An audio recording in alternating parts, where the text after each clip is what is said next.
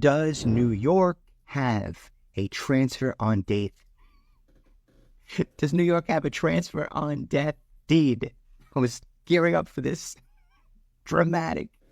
3 years ago, I did a video as part of a series, 6 Ways to Avoid Probate. And I did discuss transfer on death deed. And what I said at the time was that New York does not have a transfer on death deed. I indicated that some states in the union have a transfer on death deed. I also indicated that 2 states have what's called a ladybird deed, and that the closest approximation to a transfer on death deed would be the life estate deed. I'm going to live in this property for all of my life, and then upon my death, the example I used was Aida Jones was going to receive the property. Frank Bruno for life, Aida Jones at my death. What I said then, and it remains true, my wife would not be happy if Aida Jones got the deed, whoever that may be.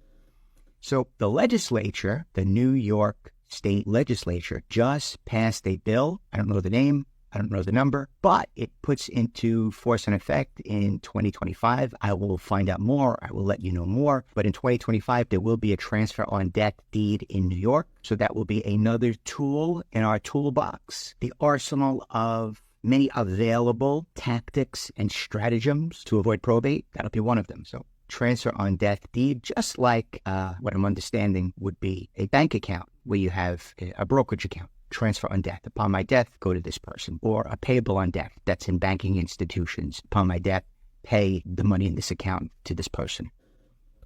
What else can I tell you about? It's exciting. I don't know if it will be misused. I don't know under what circumstances the transfer on death will be utilized. I don't know if the transfer on death will be used to frustrate a will or a trust. So there are certain types of transfers that take place automatically at the time of death by operation of law. So, for example, a joint deed. If I own a property jointly with my brother, jointly with a relative, jointly with a child, or a very similar method of, a very similar description of joint tenancy would be a husband and wife, married partners, that's tenants by the entirety. 4 unions have to take place, one of which is that you're married and that it'll be jointly held, but tenants by the entirety and joint tenants, 2 people, 1, 2, own the property together, jointly. Now, what does that mean? If I own this property and then one person passes away, the other person owns it completely and alone by operation of law. And that piece of property will not pass by a will,